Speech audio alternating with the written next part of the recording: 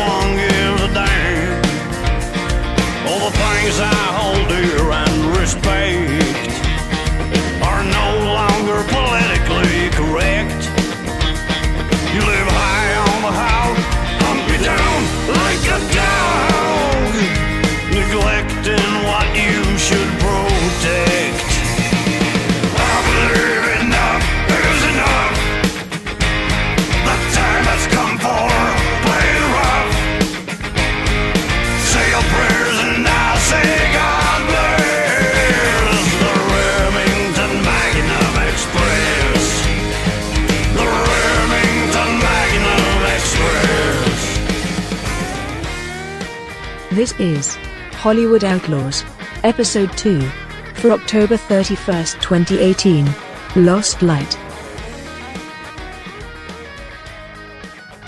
Hello, and welcome to Hollywood Outlaws, Episode 2. I'm Fab, and I'm in Hamburg. Hey, I'm Dan, and I'm in Liverpool.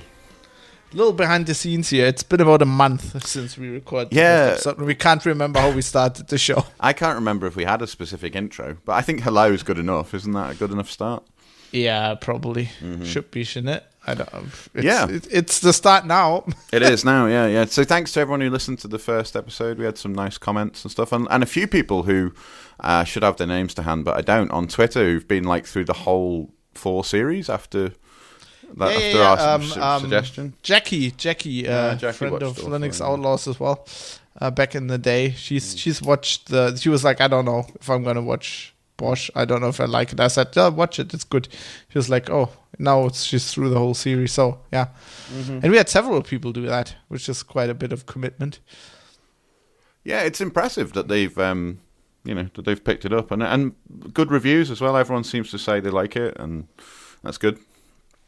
Yeah, if nothing else, we get people to watch. We're getting people into watching Bosch. I think that's. I think it's interesting. win. It's not a tangent exactly, but it's funny. I don't think many people know about it because it's not been on a big network, and it's only on Amazon.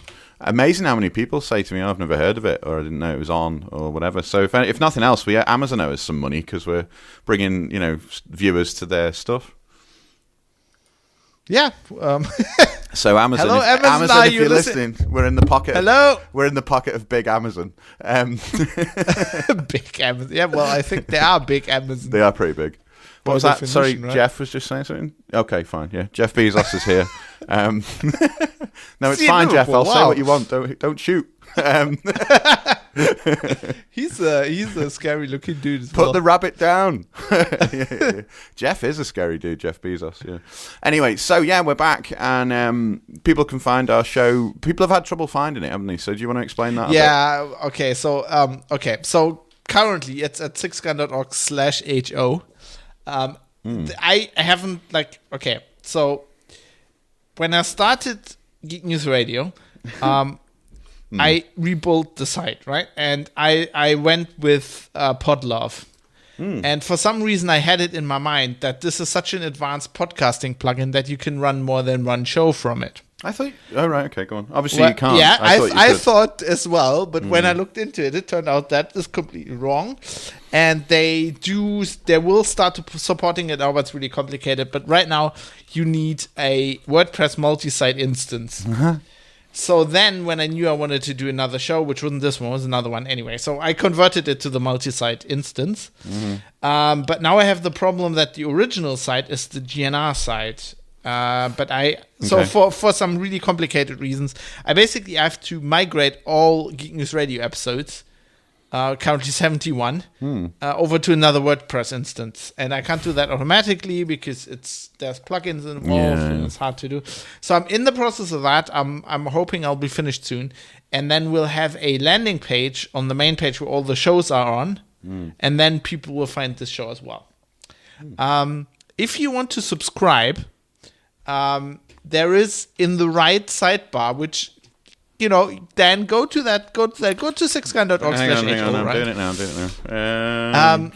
So I thought, like, that thing in the right sidebar where it says subscribe with a huge red button was really obvious. Yeah. But apparently people are not finding it. Well, to be fair, so let me go to /HO. There we go. The big one on the homepage is to subscribe to GNR. There we go. Yeah, subscribe, yeah. So the problem, so I use Podlove quite a lot on other sites. I've done it for about 3 or 4 podcasts, but they did all have their own WordPress instance, so that probably explains why I didn't run into the same problem. But I've had people say the same things about like Tales of the Unattested, for example. We use Podlove, and people go, I don't know how to subscribe if I haven't got one of the apps that it tells me. So you click on it and it says Hollywood Outlaws, blah blah blah, and then you press continue, and then it says, well, if you're on like a phone, it tries to go for a phone app or it tries to go for something else. But if you click other app, it just gives you the feed address. You can copy the URL. So people are going, how do I get the feed? Whatever device you're on, if you just go to the bottom and choose other app, it just gives you the RSS. Which is also an RSS icon. Yeah. Oh, well, yeah, true. Yeah. Although I've got to confess, it's not immediately obvious if you don't click through to like other app. If you think, well, I don't know what other app I'm going to use. It does. Oh, you're right. No, fair play. It does have an RSS icon on the other app bit as well. Yeah, all right. I don't know. So if you're having trouble subscribing, how are you listening to this for a start? And secondly, click on subscribe. This brings me to something. They could be listening via Spotify, because we are now also on Spotify. Ah. Isn't that good? I thought that was good. Yeah, they're trying to get into podcasting, I believe. Spotify. Well, yeah, they're quite big in Germany. One of a very famous, I don't like the guy, but he's like a comedian guy on television, and he has a podcast, and they switched to Spotify exclusively. This was before any old podcast like us could go on there. Yeah. And now in Germany they're quite famous for podcasts, so I'm kind of happy we're on there. Yeah. I mean, from a music perspective, I don't like what they do with artists, but in our case, we're not going to get paid for it anyway, so it doesn't really matter. Well, but because we're now in the pockets of big Spotify as well. We're in the pockets of big Amazon and big Spotify, and who else can we have? Big Google's next.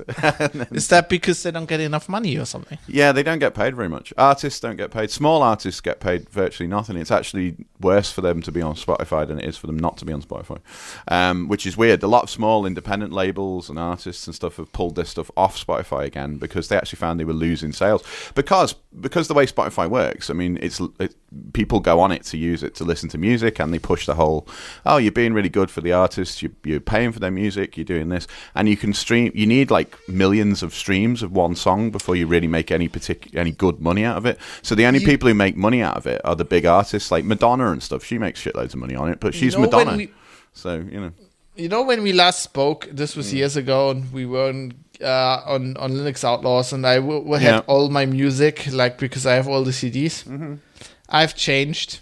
I have to confess, I'm Spotify, and I'm not going back. Like, if something isn't on Spotify, it doesn't exist as far as I'm concerned. So enough. Better go on Spotify. So independent music doesn't exist. That's fair enough. Now, I think for a lot of people, I know a lot of people who do only listen to. I've got to stop doing this as well. I should. So because I've been watching Bosch, and maybe for other reasons, you'll hear this noise occasionally on the show. Yeah, that was happening last show. That's my Zippo. So I have a Zippo, and you might hear me occasionally strike the Zippo. I've got this weird tick. I walk around with it. I won't do that because that'd be really annoying, but I walk around with it going like this, like a holster. And people go, "What are you doing?" And I'm like, "I don't know. I'm just doing that." And they're like, "So I keep it in my pocket, like in a side pocket. So when I pull it out, it looks like I'm going to set fire to something." And people are like, "Are you going to set fire to something?" To which I usually say, "Maybe I am." Try me. And then so I try and be enigmatic. And speaking of Spotify and independent music, thanks to the Bourbon Boys, they are on Spotify. That's brilliant. They do our our theme song, and they're on Spotify, and they're a link in the show notes. Are they on Bandcamp? I'm going to look.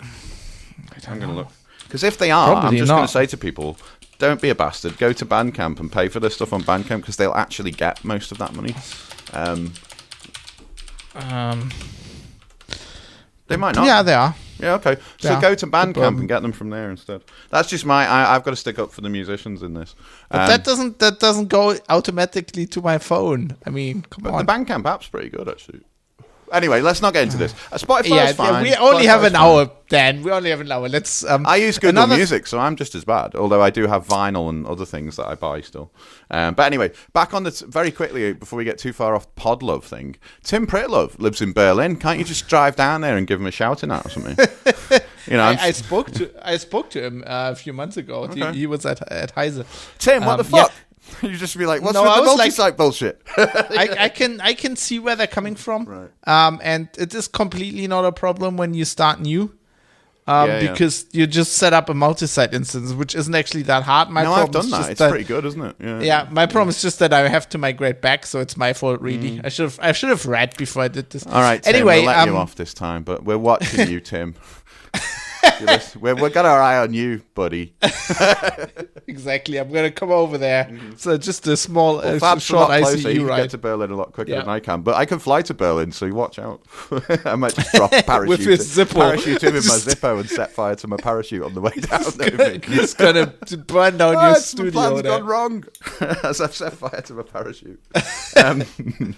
That would be quite intimidating if a guy turns up with a flaming parachute to ask you why your site doesn't work. Although, to be fair, anyone who doesn't know, Tim Pritlove, he's like all involved in the Chaos Computer Club and stuff, so maybe we shouldn't piss him off. I don't know. Anyway. He probably has our server already backdoored. Anyway, we just have an hour. This is supposed to be a short show. Let's move on. One thing I want to mention quickly, we were saying we don't really want feedback, but I've kind of walked into this whole thing with GitLab. So if you're a massive geek and if you have a GitLab account, or you can want to register one or quit or whatever, you can now file issues against our podcast, which I guess will act kind of like comments. I'll put the show notes on there. Like comments. I like that. It's cool. Are we accepting pull requests, or are we not? Well, if they want to patch the show notes, I guess we are. That's a good way of doing it. Also, so we're recording this ahead of time. And but after I'm going to release this before I leave. But I'm gonna go to. We're gonna fly to San Diego soon, and then drive to Vegas. Vegas, baby. And then drive to LA. So I'm gonna go on a little bit of a Bosch research trip, actually. Can I suggest you put the Bosch theme tune on as you drive through LA? I'll do that. I got a feeling that I can't let go. Yeah. We're driving down Mulholland. Yeah. With your badge. So I'm gonna. Yes, exactly. I'm gonna take that. It's like when I get run into trouble with the immigration thing. Yeah. I'm just gonna put the badge down on the counter. Yeah, that's interesting. Yeah, routine traffic stop. Yeah, which is relevant for today's episode. True. See, almost leave us in there. I really wanna go to have a martini at Musso's and Frank's, so I'll see if I can shoe on that in. I just want to meet Crate and Barrel, but I don't think they're real, which is a shame. So never mind. In my own mind, I could go and meet Crate and Barrel and have some of Barrel's coffee. No, Crate's coffee. And anyway, one of them. They're filming. They must be filming the new season right now. So imagine if you see Bosch. Yes. Oh my god! That's just Bosch. Walk into an episode. You could interview Bosch for the show. That'd be amazing. Yeah. Imagine that. I'm Titus Welliver. You're gonna get close enough. Well, he's a nice guy. If I meet him, he'll probably do it. Yeah, maybe. I'll just record it on my phone. Yes. So, talking about today's episode. We are talking about we've just watched season 1 episode 2 called Chapter 2 Lost Light, or just Lost Light. So watch that before you listen on, because spoilers. Do not. And if we're giving you a bit of grace here, so if you're still listening, it's your own fault from now on. Yep, now it's your fault. So I think I'm pretty sure. I read that they filmed the first episode as a pilot. Yeah. And they actually put that out, and they had another show. Yeah. So Amazon ran 2 pilots against each other. So they do more than that. So what Amazon, do you want, not to get us too far off the topic, but I do know from my extensive TV watching and following that what Amazon do is they commission 6 different shows at a time to make one episode, the pilot.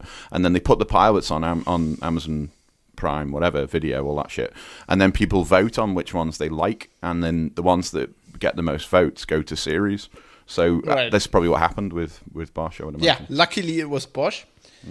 So now we are. It's actually there've been some changes, I think, but we'll there's just tiny details. We'll see about that later. Okay. But we pick up the action in Dr. Goliath. Dr. Goliath. Is his name. Yeah.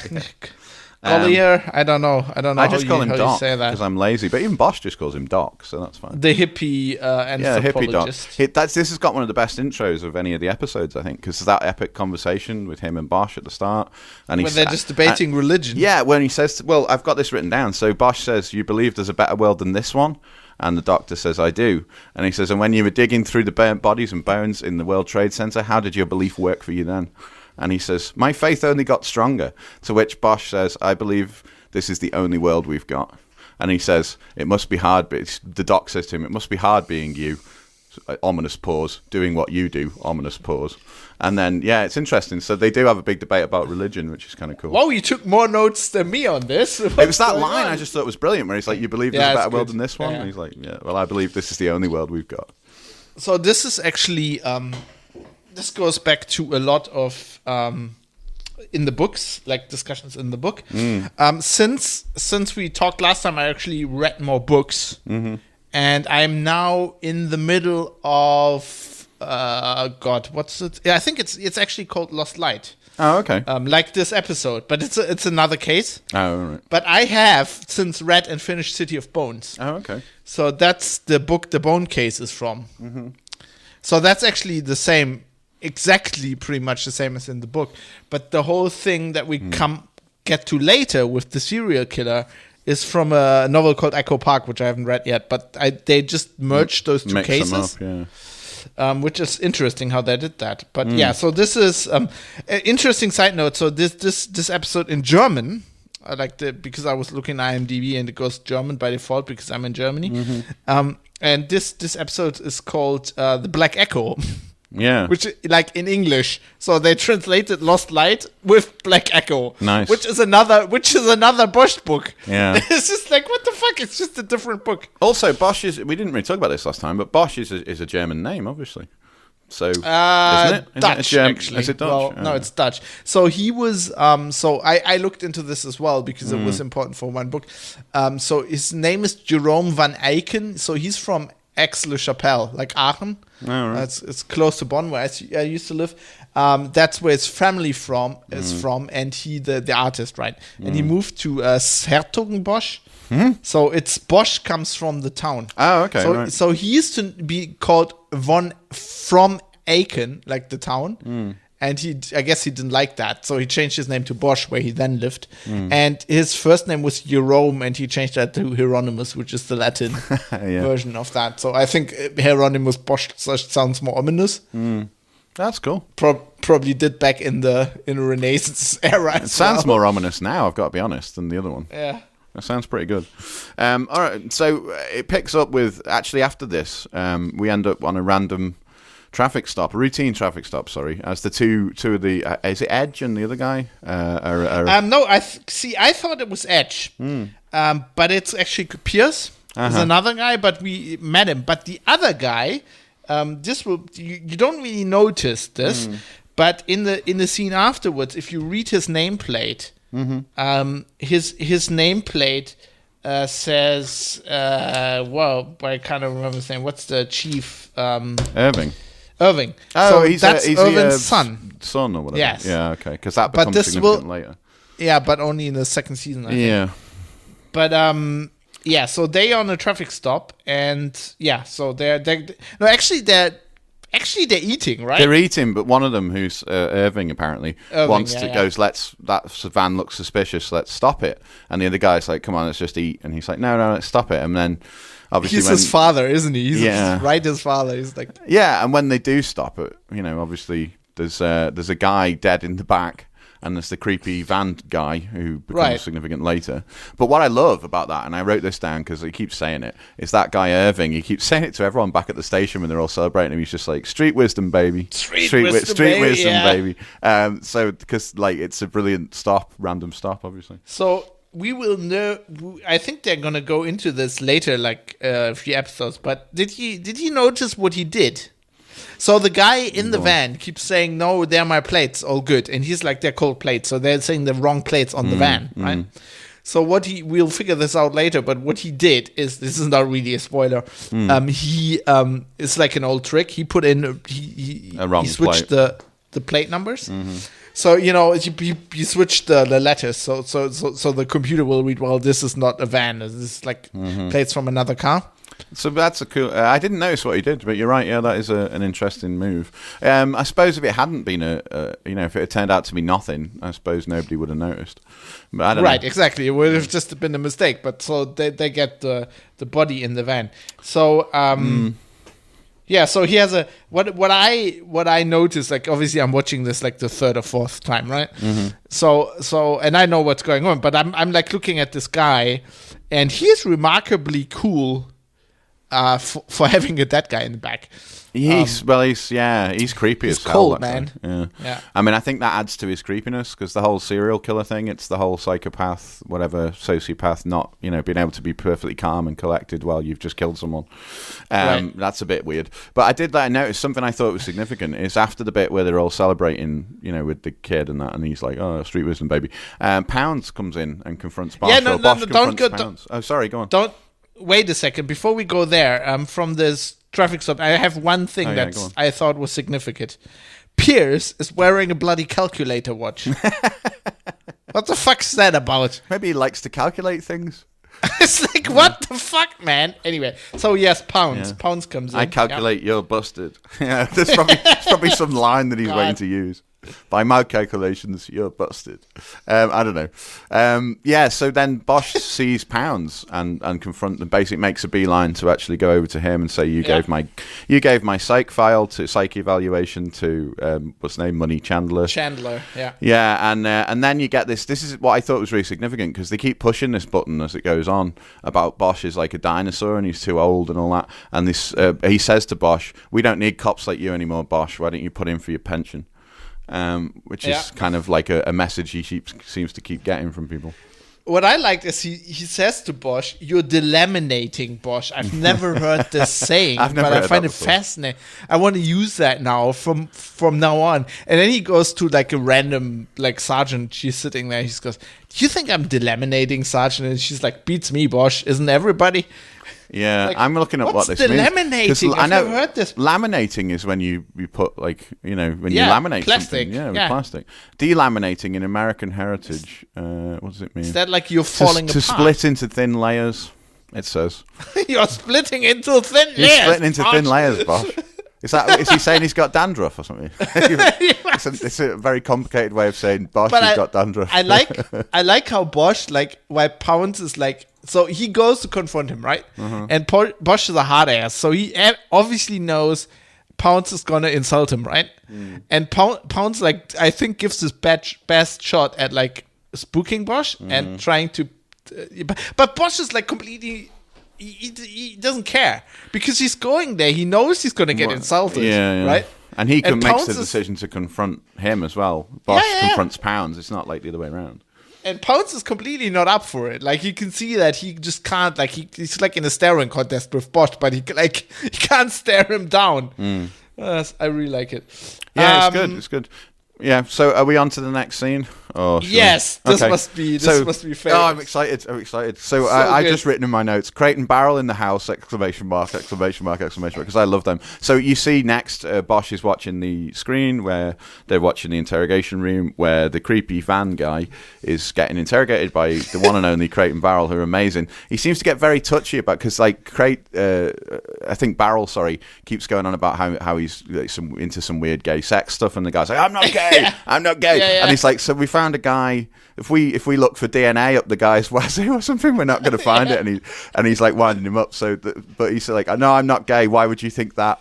He says. And I also like. Why would we think that? I think it's great. It's like he opens this by going, "So let's start with the easy one. who's the dead guy in the Guy in van? the back of your van, yeah. So, and they're sitting there, and I wrote down, man, these interrogation rooms are fucking grim. It's Yeah. like these soundproof stuff, and it's like there's water stains everywhere. And I'm wondering, because I know that in the squad room scenes, they actually filmed that in Hollywood Station. Yeah. Right?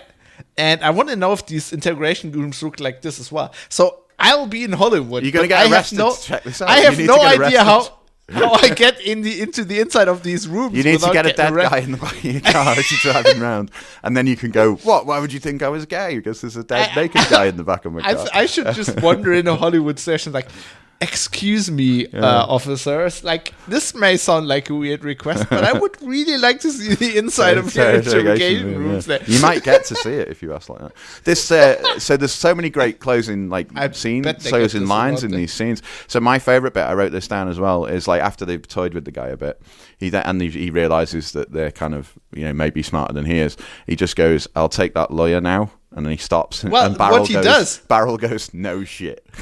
No, what he does is actually he goes... So they have a Coke there, right? Yeah. A Diet Coke. It actually says Diet... No, it says Diet Cola on Diet Cola, yeah. That famous brand, Diet Cola. Oh, yeah, on the can. And then he's like, he points... So they're like, okay, we're going to charge you with murder. If you got something to say, you better talk now, right? Hard-ass cop move. And he's like... He points to the can, and Barrel goes, yeah, sure. And he drinks like the rest of the Coke, right? Mm-hmm. And then he says, so I'm going to take that lawyer now. Yeah. No shit. Yeah, you're right. Of course, yeah. There's that big pause where he drinks the whole Coke. Yeah. So I think this is supposed to show you that it's called. We also get a mention of Echo Park here, the novel where this is from, because they go. Yeah. So he's driving like. So apparently he was driving around Echo Park, but he's like from Hollywood, and they really want to know why you're driving around Echo Park with the dead guy in his back. Like he's not. Because I'm not gay. Why else would I be doing that? Obviously. So and then we cut to Bosch. So the guy's name, by the way, is Raynard Waits, right? Yeah. So the whole name, I'm not gonna really go into this because both parts of that name are significant, but the second part never occurred to me. But Raynard immediately, like when I'm watching this the first time, struck a chord with me. Because I think it's because I did like humanities. So Renard is like in, those fables with the fox. Oh yeah. And in French, it's called Renard. So the fox is always called Renard. So that's like that. Sorry. Renard. That's like the smart fox. Okay. So in German, that would be Reinecke. I don't know what it's in English. It's probably Renard as well. Well, foxes in English have a reputation of being cunning. Like yes, they do have two, but Renard the fox is a specific character. It's like from a fable thing. So apparently, I'm just looking this up. So in English, it's called Renard as well. Okay. So it's it's actually English. So in French, it's Renard. Okay. Like without a Y and a T at the end. In English, he's probably just called Reginald or something. Reggie the Fox. That's actually Renard the Fox. So this is so this is a fable thing, right? I knew this. So I thought that the authors were telegraphing something. Like the writers. But we'll get into that later. We cut to Bosch, who's watching the screen, and I think you can see that he knows that the guy did it. Well, he knows something's going on, yeah. Well, yeah, but the guy's so cold, with the Coke. I mean, I think Bosch's sole experience of like interviews of suspects tells him, like, Yeah. And then Bosch has to go and, it was more of courtroom scenes with Chandler. Basically, he gets cross-examined by his own lawyer. Oh no! Before that, Right, go on. There's Waite's bail hearing, where he's really angry and violent. Yeah, he gets this lawyer, and she says like, "I'm going to plead not guilty." And she's like, "You're not pleading. It's like this your bail thing." And he says like, "I have a car." She's like, "No. You're charged for murder. Like bail is like $1 million, and like bond will be like 10% of that, non-refundable." And then she says like, "If you had that kind of money, I wouldn't be here," because she's like a Yeah, that's true. And then he punches like the cage thing. Yeah. Which is really like shows you that he's he's not a nice guy. And then we're cutting back. Yeah. Then is it on to the bit I wrote down is Chandler is still playing dirty games in trying to get Bosch. Before that, we have Bosch and Edgar at the coroner's, and they're looking at the suit, the backpack from the kid from the bone case. Oh yeah. And they find this so there's starfish. Shirt with solid surf on it, like skateboard straps, and then a starfish thing from the San Diego aquarium. Mm-hmm. And then we get another scene where Irwin wants to talk to Billets, and they're talking about Bosch's psych file and how it got leaked to. Well, she said, is that the bit where she says Bosch believes that it was leaked, but Pounds leaked it to Chandler, and then he says, well, it doesn't, just because Bosch believes it doesn't make that true, and she's trying to like help Bosch, I think. Yeah, I think. Yeah. And then we cut to the courtroom scene, which is, they're just Chandler's. I think this is just to remind us that the court case is going on. Yeah, there's not much to it other than the guy saying, the standard yes/no answers, and then he's like, "Did you shoot the guy deliberately?" Oh no, did you know he was, whatever? Did you shoot him because you were avenging your dead mother or something? And he goes, "No," and then they have that. But then Chandler keeps trying to push the whole psychological thing with him because she's got his eval thing. Yeah, and I think this is also to establish that Bosch's lawyer, like Belk, the guy the city hired to defend Bosch, is an idiot, like compared to Chandler. Like he's not good. Yeah, he's not like great. He seriously. So he puts this guy on. So Bosch's it's like 25 years on the force, right? And he puts him like he's a homicide detective. He's in court all the time, like for every case. Oh yeah, and he says, "Do you know how to do this or something?" And Bosch goes, "It's not my first, not my first time around the dance floor or something." Yeah.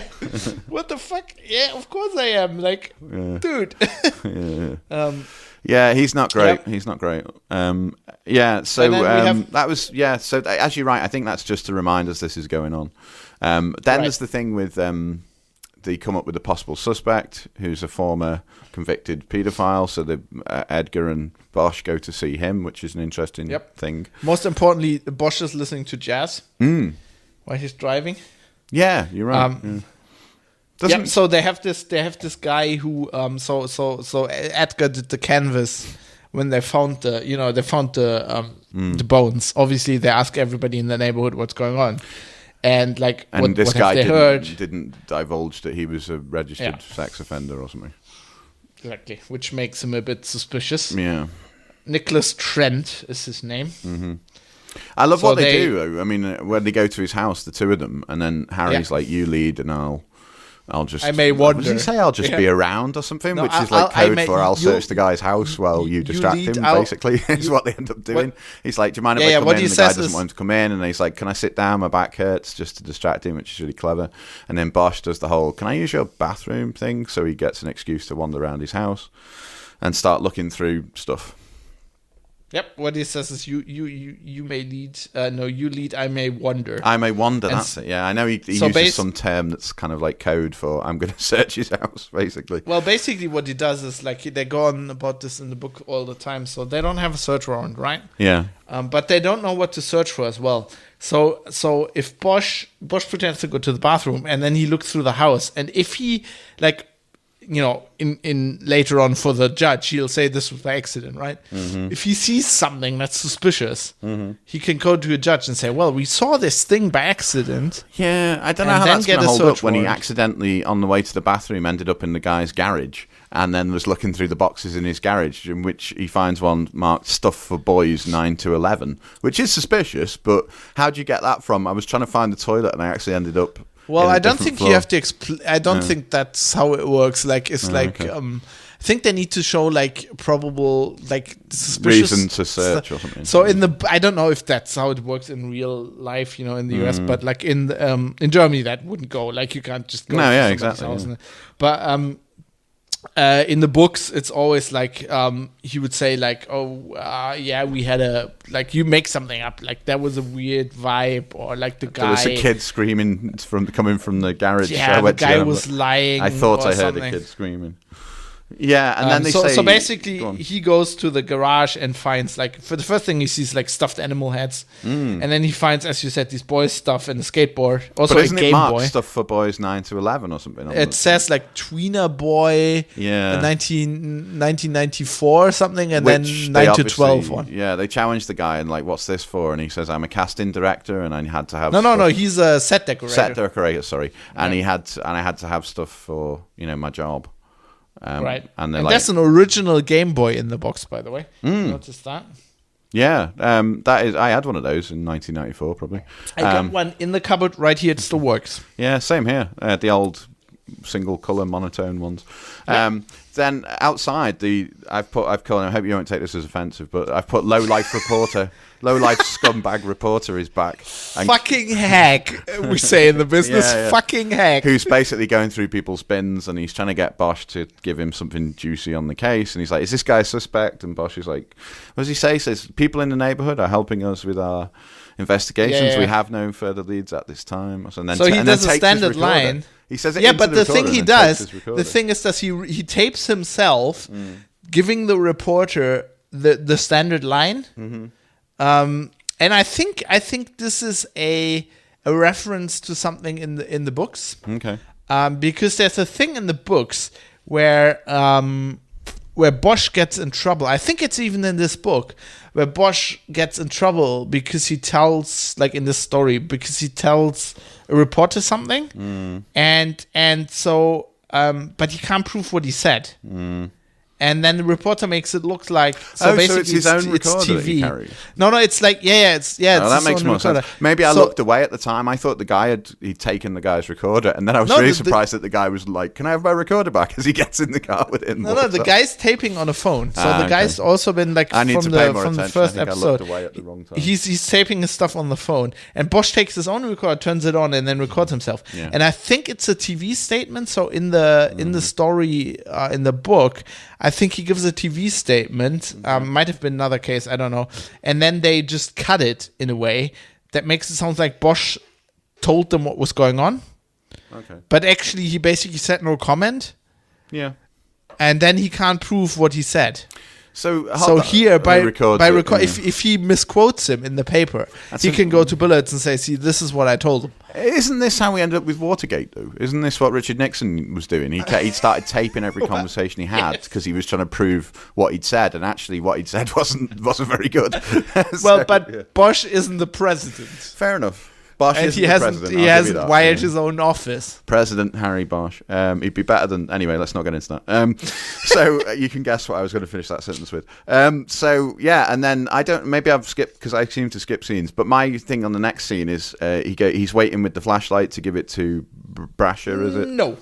We now cut to... See, this is where I write this down, because I'll forget. Mm-hmm. Also, we're going to record 2 episodes, so we watch 2. True. Yeah. So we have Waits in prison. Oh, he's watching him on TV. Sorry, I have got that down. Yeah, he's watching Harry on TV from prison. So basically, he's in prison, and somebody says, "Hey, Waits, you're on TV," and then there's a report on Waits' case, like on his arrest. The guy in the van. Yeah. And then the next report is on the Bones case. And then it says, veteran homicide detective Harry Bosch has had problems of his own, and then they report on like his court case. Yeah. So this is important, but because this is how Waits basically puts his sights on Bosch, which will become important later. It does, it does. And then we have before all of the other stuff, we cut to Bosch at night getting a burger. And he wants to eat his burger, but then there's like a call on the radio. So he puts the lights on. And then shots fired. Shots fired. Shots fired. And then before he gets there, it's code 4, which means, it's all good. And then we see it's Brasher, who's talking to some guy, I guess, from Officer Involved Shooting or something. Mm-hmm. And the guy's now is Edge, right? Edge tells... Yeah, so Bosch's like, what happened? And he's like, well... And he's a TO, as he keeps saying, which is like training officer, so he's got to supervise her. So she jumped, apparently they, Well, he says, I wrote this down, he says, she was out of the car with the gun out before I'd even stopped moving. And he's like, right. But it says, I put down here, Bosch sees Brasher again. She is quick with a pistol too. And then the Edge says, she was out of the car before I stopped with her pistol out, which is interesting. So basically, he's like saying, give her a break. Harry's like, oh, give her a break. And he goes, but I'm a TO, I've got to write this up. Yeah, because she's got to write her up for tactics, which is like slang. She did she violated policy. Well, I'm assuming you don't jump out with your gun, when you just. Well, I don't think that is actually the problem. I think it's because he didn't back her up. Okay. I think you're not supposed to go alone. Mm-hmm. If you're a really good shot, though, can you get away with it? It says in the manual, unless you're a really good shot, in which case go for it. No, it's actually in the manual. It says unless you're Harry Bosch. Unless you're Bosch, yeah, and you know we'll can get to that later, actually. But he says it's not the first time. Oh yeah, he does. Yeah, and he starts to say like he's got concerns almost about her, but alludes to that, as we say. Right. So and if it's been a while. So Bosch and Brasher have a thing going on. So the next scene is Bosch at Hollywood Station waiting for Brasher with the flashlight, with her flashlight, and she immediately tells him that she realized that he had a flashlight which she covered up. Yeah. So if you can't remember. So they were at the Bone thing, and Bosch is like, he covers up his flashlight. It's like, oh, can I borrow your flashlight? Yeah. Because I need to get up the hill, so he can give it back to her at some point. And she says, I thought it was a cute move. And he's like, yeah, baby. Then like one of the other guys walks past, one of the other presumably rookies or something, says, we'll see you at the bar, whatever, to Brasher. Yeah. And then she's like, yeah, I'll see you later. And then she says to Harry, like, are you coming for a drink? And he responds with one of the smoothest lines ever, which is, how about I just buy you a drink instead? Or I buy just you a drink instead. To which, obviously, that works. And then the next scene is they're in the bar together. Yeah, and there's some Miles Armstrong playing, I think, or is it Miles? I don't know. Miles Davis. Miles, I don't know what. Yeah, I know Miles Davis and I know Louis Armstrong, but I'm unfamiliar with Miles Armstrong. No, I think if there is a Miles Armstrong, I apologize. I think I mean Louis Armstrong. Oh, Louis Armstrong. Yeah. Satchmo. It's blues. Hang on. Not jazz this time. I'm looking at Miles Armstrong. So, the song's called Miles Armstrong is an Australian tennis player who retired apparently years ago. So I don't think, and there's a Dr. Miles Armstrong. My God! I'm gonna look up the song. All right, okay. It probably is. Miles Davis did a lot of blues stuff, kind of blue. That's a good album. Now we're really getting distracted. Hang on. It's probably Miles Davis because he did a lot. Oh God, I can't find this song. You know that I can't rest. No, until you find out. Yeah. You're very Bosch about it all. Well, you're very Bosch. You're taking notes like hell now. I like to take notes. Okay, I need to fire up Spotify now. We're talking about, we're in the pocket of big Spotify. Well, it's in the playlist. It's in my bloody Bosch playlist. So I'm not doing this just randomly. I'm doing this because I know it's in the bloody. I'm entertaining the listeners with the haunting sound of my lighter while you're doing that. There we go. Okay, so the song is no, it's not that one. Is that? Wait, no, is it that one? I think it's Finger on the Trigger. Oh yeah, by Albert King. Well, that would be a good choice given the fact that she had her finger on the trigger. Well, all the songs are really good choices in this. I'm guessing it probably is Finger on the Trigger. Then I guess you'd be right. Yeah, it is. It is Albert King. Finger on the Albert Trigger. King's a blues legend. He sings like got the shotgun loaded. Yeah. I can't turn it on now because I'm doing a podcast. He also sometimes goes under the name Miles Armstrong, I believe. I'm joking. I'm not going to let that go. Yeah, Albert King. Yeah, he's a blues legend, man. Fuck you, man. All right, okay. To quote J. Edgar, fuck off. Anyway, so they're in the bar listening to me, and so they're talking. So we figure out it wasn't the first time Bosch asked her about it. So it turns out she crossed the tube before, which means right. Another guy had so this domestic dispute guy locks himself with a gun in his bedroom. So there's one guy with the shotgun, and Brasher and Edge are supposed to kick down the door and then go in. And they do that, and so he passed out on the bed, no problem. But apparently what Brasher did is cross the tube. So she crossed his line of fire, isn't it? Yeah. which you're not supposed to. And she said he must have done that as well. So, he has something in... She says he has a problem with women or something. She tells Bosch that she thinks Edge has a problem with women, which is... And Bosch is like, come on. This isn't the 80s. Yeah. The thing is, though, I mean, again, I've put down here Bosch is smooth with about 20 O's in it. But he says, if you want to be a detective, there are no shortcuts and all that stuff. He gives that lecture. And then he says, you're just a salty boot. And she goes, I am kind of salty. To which he goes, I can tell. And then next scene is like, back to Harry's. And they're like to which I put, shots fired. Shots fired. Shots fired indeed. So they're getting it on at Harry's place. And the thing you notice when they come in the door is like there's a poster next to the door of a movie called The Black Echo. And I'm going to talk about that. So they're doing it. And then amazing scene. So Harry's nice living room thing. That's so they're doing it on the house, couch the apparently, and city and he has like this view over LA, like in the middle of the night. You see all the light, right? And she's like, so we see her shot from behind, completely naked. Shots fired. Sorry. Yeah, I think she's got. Yeah. Indeed, she's got like a red glass of red wine. This is the bit you really noted, didn't you? So now we're getting to see what your notes are, which are all specifically on this scene. I wrote a lot of notes on this scene. I had to watch it 20 times just to get the notes down. I have drawings. For some reason, I got distracted all the time with that scene. Oh, right, okay. I thought it was a good scene. One thing I wrote down. So she's wearing nothing except except boots. She's wearing boots because she's a salty boot. Yeah. Obviously. So she says she wants to be so we're kind of skipping back a bit then, but I skipped over that bit where he says there's no shortcuts to being a detective or whatever. She basically wants to be straight into being a detective, and he's like, you've got to do 2 years. You haven't even done 4 months. Or you've done 4 months. And she's like, yeah, but I just want to be a detective now. To which he says, well, you can't really do that. So one thing I wrote down is so Bosch on his arm has a tattoo that says "So it goes." ... Yep. And they very prominently kind of show that as in bed or whatever. Does he have these tattoos in the books? Yes, are they the same ones? No. They're just in the books. Tattoos. In the books, he only has one tattoo. It's like his tunnel rat tattoo from Vietnam. Got you.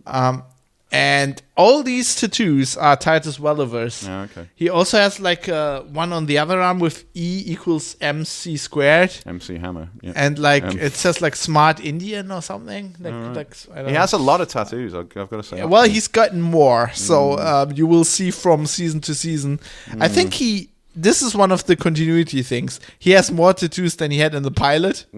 Because I think this is a year later or something. But they just cut out the bit where Harry spent the bit after the pilot going to like a load of tattoo parlors, and then next week he's like, the next day he comes in and no one mentions it that he's great. That was like, what's that? Yeah. Like I got a bit of ink done. Yeah. So one thing. So they say she says like pretty nice view for a cop, and then he explains the view, and then he explains how he got money like for the movie. Yeah. And also I noticed. So I looked at the movie poster, right? And it says Holdfast Productions, The Black Echo. So The Black Echo is the name of the first Bosch book. And that's the one that they say that he got the money from the house and all that for consulting. And Holdfast Productions, we'll know later what Holdfast means. That's significant. So it says a Henrik Baston film. Henrik Baston is the producer of Bosch. Henrik Bastard. Right, The actors are Richard Chance, Quint Hooper, and Caitlin Costello. I don't think they're real people, right? The guy's name's Dick Chance. Richard Chance. Dick's short for Richard. So his name's Dick Chance. That's a porn name if I've ever heard it. Like, anyway, it doesn't matter. She says he's much better looking. Yeah, true. The actor, true. And then he goes, "Movie was crap." Yeah, but I paid for this view. And then we figure out she's staying over. So the next, I don't know if this is the exact next scene, so you'll probably call me back on this again, but then the next day, because he asks her if she'll stay, and she stays, he takes her back to the station, and then she's in the same clothes as the night before, and he says, maybe we shouldn't, tell anyone about this, and he's like, she's like, I don't care, who knows, and then he says, I'm not supposed to be sleeping with my, what are you?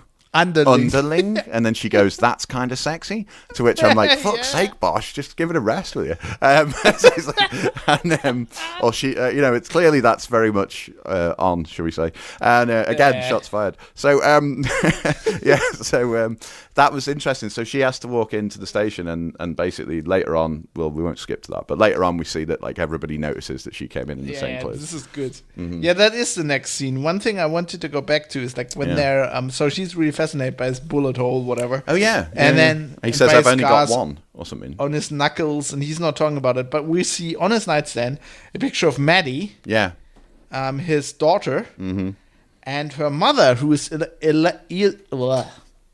Eleanor Wish. We'll get to that in a while. But so I am up to the book Lost Light, which is like this. Oh God, it's like the 7th Bosch book or whatever.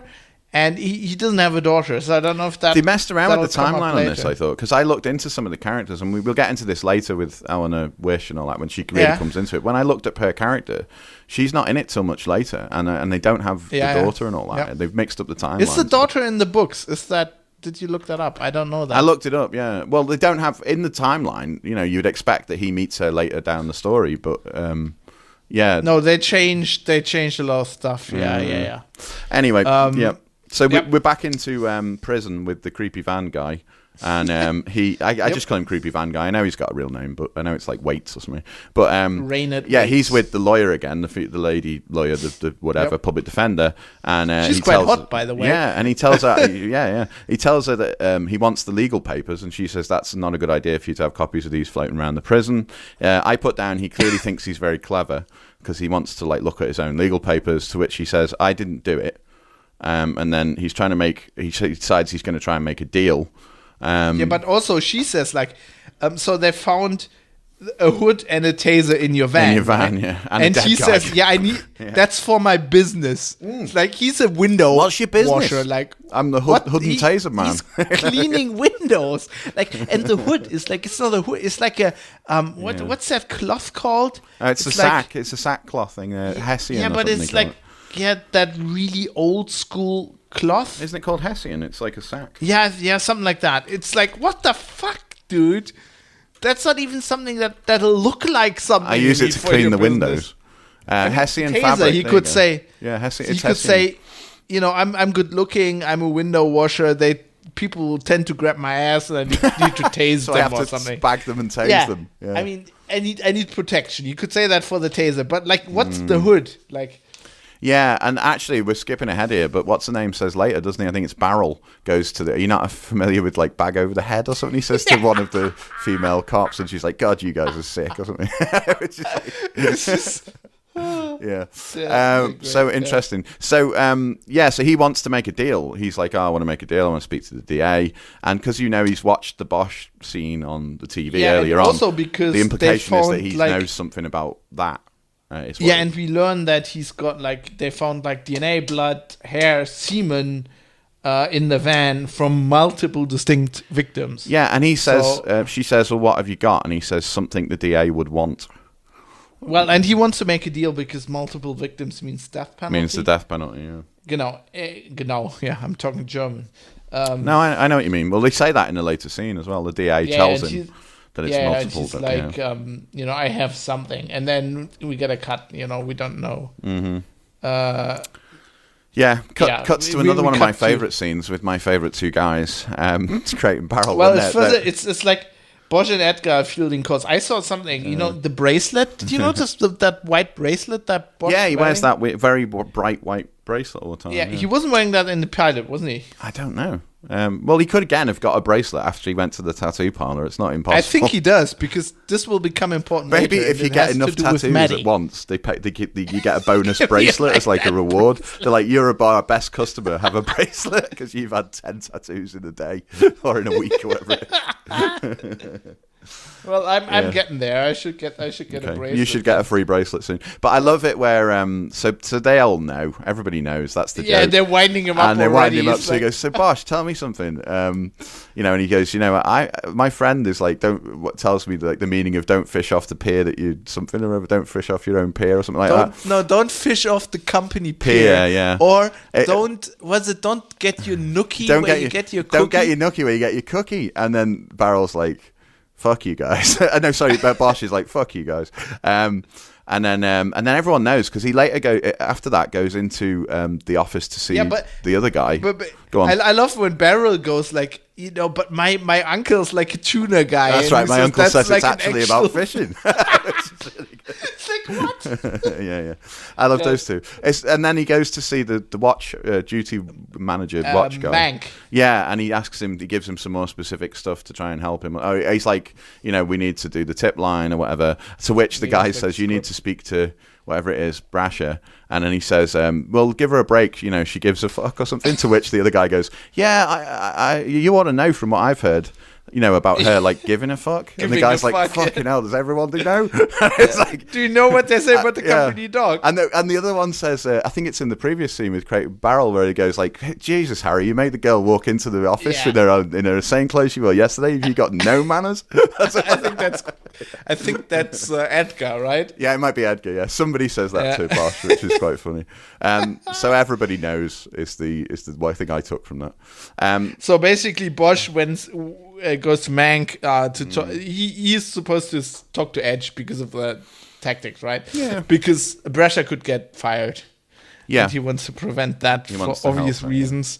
Because she's a nice piece of ass, as Robert De Niro would say. Hey, come on, that's a Hollywood Babylon. Boot. She's a salty boot. Yeah. Salty boot. Anyway, Bosch, the one who's salty. Yeah, I am very salty or something. I am kind of. Anyway, let's not go back into that. One thing we learn is that they now have.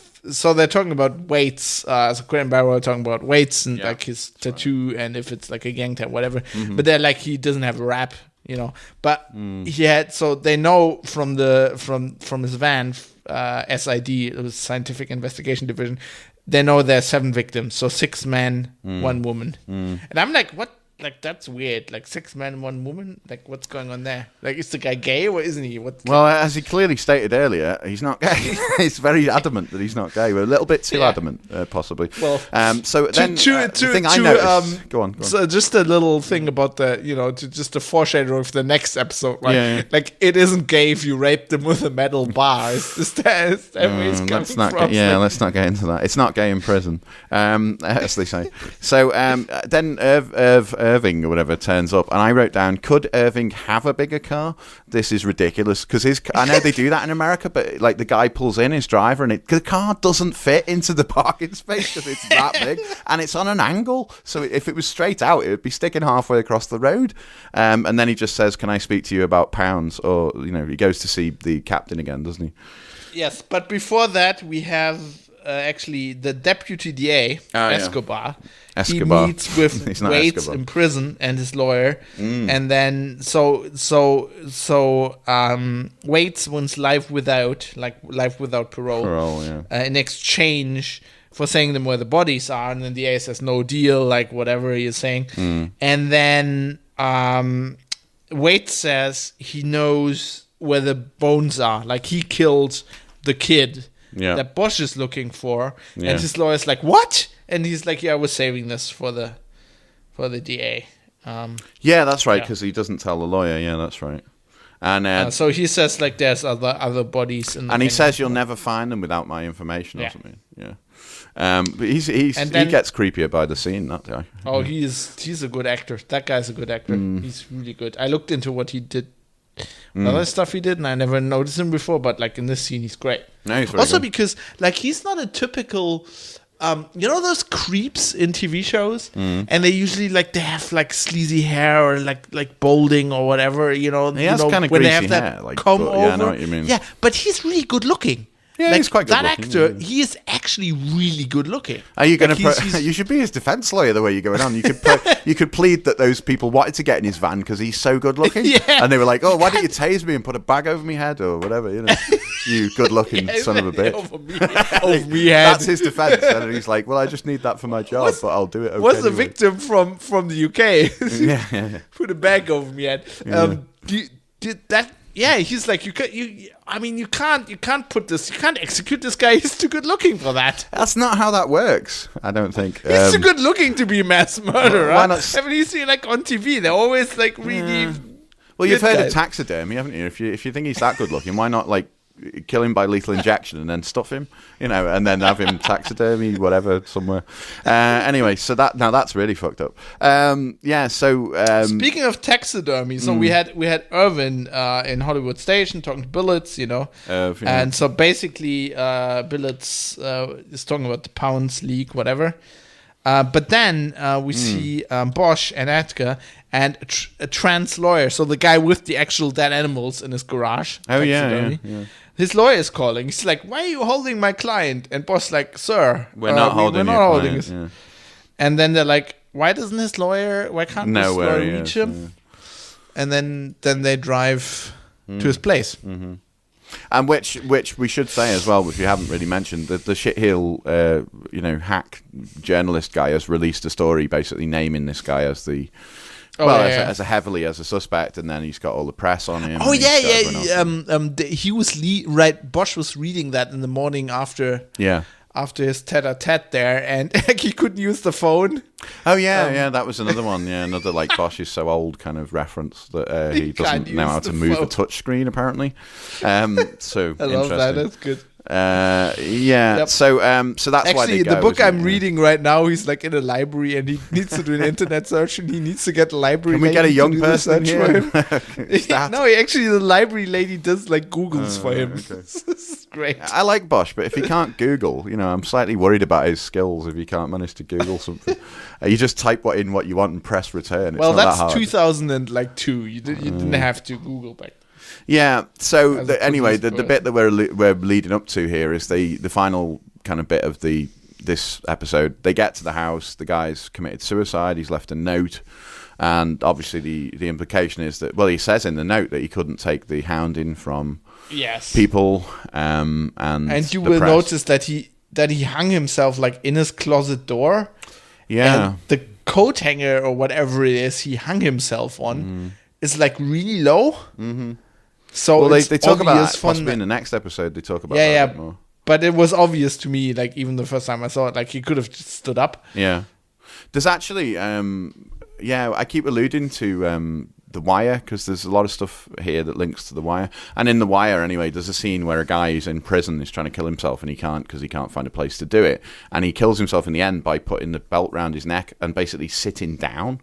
So he could stand up at any point, and he doesn't. He kills himself like that, which is kind of significant for our next episode. There you go. There's a teaser for next episode. There's also like there's another in a Bosch book. The book starts with him getting called to a nursery home, like an old folks home. Oh yeah. And he needs to like figure out, it's old lady, and then need to figure out if there's like she killed herself, if there were like foul play involved, and she basically just hung herself like that as well, like in a closet, and she could have stood up, and he's like this whole thing how he's like really sad, like how bad that place is. They really missed a big opportunity herself here though to have, although he's probably well dead by now, that old guy who was Quincy, because at any point he'd come in and go, natural causes, I don't buy it. Well, we actually get like suicide. I don't buy it. Says I don't buy it in pretty much it, a Quincy voice. I think in the next episode. Welcome to the world of forensic to medicine. Look forward to. Natural causes. I don't buy it.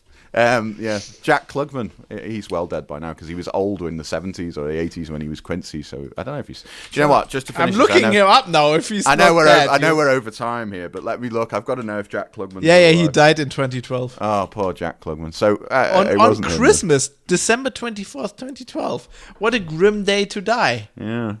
A Christmas Eve. A good day to die, isn't it? Holy No, that's shit. the Klingon. That's the Klingon thing. It's a good day to die. It's a good day to die, Christmas. Yeah, Christmas Day. It's a good day to die. I always fucking hated Christmas with you Muppets. Fucking family bullshit. I'm just gonna pack it in. Yeah. So on that note, we should probably do our signing off stuff. So yeah, that's the second episode. About of an hour. Bosch, So season 1. If you want to send us feedback, then you can. You can. Is this right? You said no feedback, and then in the notes it's got an email feedback thing. Well, we have a new email address. If you mail to that, it'll create an issue for me. It goes straight to Dev Null. No, actually, this will create an issue for us. But not a public one. Mm-hmm. So if you mail us this, it doesn't get immediately published to GitLab, but you can send email to feedback@sixgun.org. Cool. Feedback. Also, I'll put in the show notes, I'll put a link to a GitHub issue where you can raise issues with this episode. Sounds good. Fab is too sexist or something like that. Yeah. The killer guy isn't as hot as you think he is. He's bloody hot, man.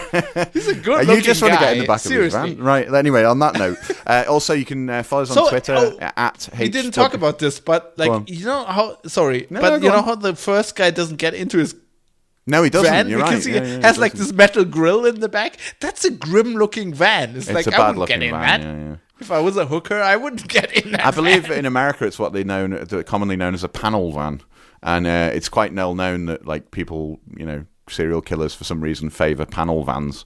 So if you see a panel van where you're on holiday, don't necessarily get in. No matter how hot the guy is, don't get in. All right, because that's not a good idea. Because it's not going to end well. So yeah, follow us on Twitter. At HW Outlaws.